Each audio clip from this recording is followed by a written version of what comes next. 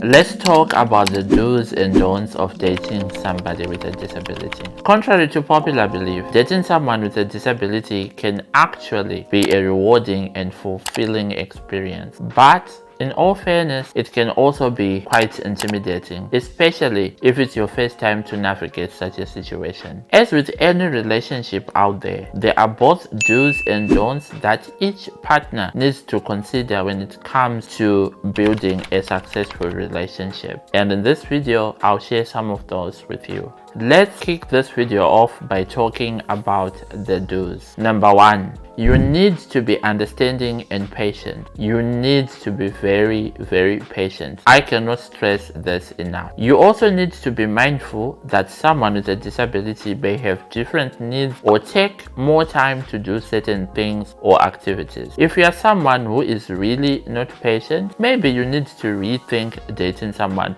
who is a physical disability. Sometimes a task that should take 5 minutes can take someone with a disability maybe 30 minutes or even an hour. It is just what it is. So if you know that your patience, or your impatience rather, really drives you crazy, then maybe you should stay away from dating someone with a disability that affects the speed at which they do things. I'm just saying. Number two, you need to be open and honest. You and your partner should discuss any potential challenges or limitations that may arise due to their disability. And together as a couple, you should work on potential solutions. It's very important to be honest and transparent, because if you are not honest with each other, then your relationship might actually end up not succeeding. Be open, be vulnerable, be honest. It really goes a long way. Number three, you need to respect each other's privacy. This is not just for the able-bodied partner to respect their disabled partner. It should go both ways, but it's especially important for the non-disabled partner to respect their disabled partner's privacy. Never ever make the mistake of discussing your partner's disability, illness, condition, etc. without your partner's consent. It's a taboo. Just don't do it. Also, do get to know your partner for who they are. I always say this: see the human being first before you see their disability. The worst mistake you can make is to focus exclusively on your partner's disability, but always make sure that you try to get to know the person and their interests, their hobbies, their dreams, their ambitions, and so on and so forth. The next thing that you should make sure you do is to involve yourself in learning about your partner's disability as much as possible. Why is this important, you may ask? It is important so that you can honestly assess the reality of how their disability can affect the relationship. Trust me, information is power. And when you have the right or adequate amount of information, you'll be able to make well-informed decisions that will ensure that your relationship can actually stand the test of time. Let's move on to the next thing that you should make sure you do. As I have already said before, you need to make sure that you get to know your partner as an individual. It is extremely important to remember that you are dating a human being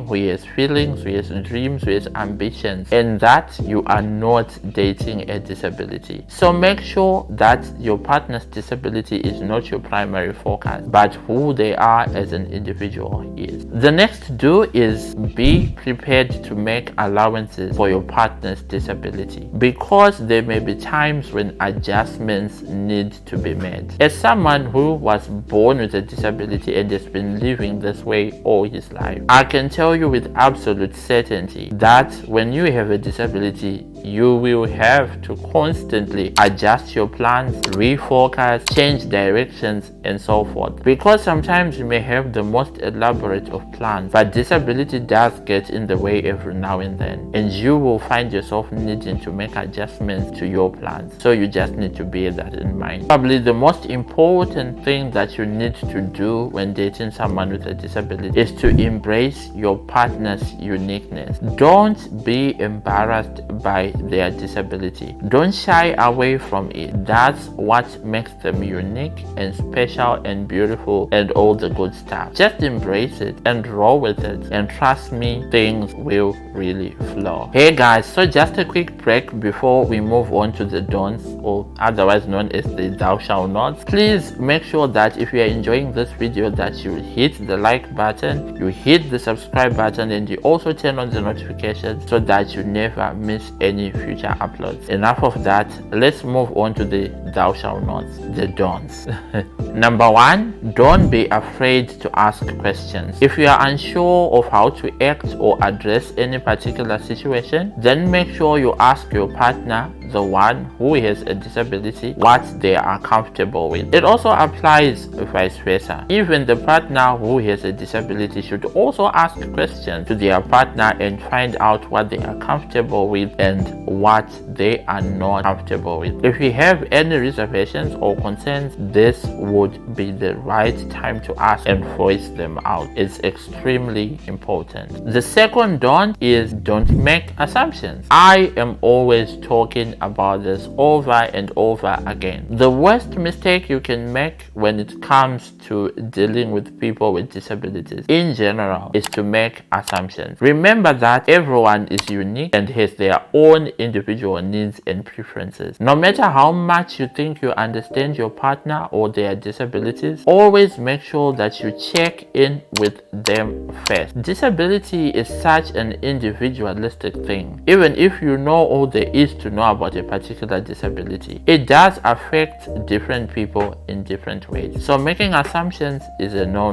Always ask questions and get the right answers and responses. The third thou shalt not is don't be patronizing. One would think you wouldn't need to actually say this, but it's important to point out. Don't talk down to your partner or underestimate their abilities, even though they actually do have a disability. I don't think there's really much more to add on here. Don't be overbearing. I think this one goes hand in hand with what I just mentioned. Don't be overbearing. Everyone needs their space and their independence, and this is especially true for someone with a disability, even those whose disabilities require them to receive caregiving. Trust me, I'm speaking from experience. Even when you do need caregiving, you also need a little bit of space. So just bear in mind that your partner also needs their own space and their independence as much as possible. Yes, do offer them the support that they need, but it's also important to remember not to be overbearing. The next don't is don't be afraid to ask for help. If you or your partner need additional help or support, remember there are organizations that can help you with that. You don't need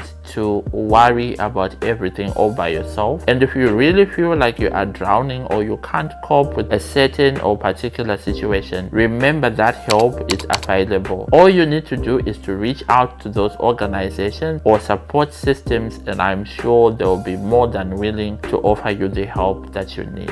I think I've already mentioned the next thing before, but because it's so important, I'm just going to share it again. Please do not share sensitive and private information about your partner's disability or illness to third parties without their consent. It is important to respect your partner's privacy, and this of course applies both ways. Anyway, that's all I had to share in today's video concerning the do's and don'ts of dating somebody with a disability. But of course, a disclaimer, I don't know everything, and most of these things are better off if you ask your partner. Yes, these are just general ideas, but the best thing you can do is to actually ask your own partner what works best for them or for the both of you for your relationship. Thank you for watching.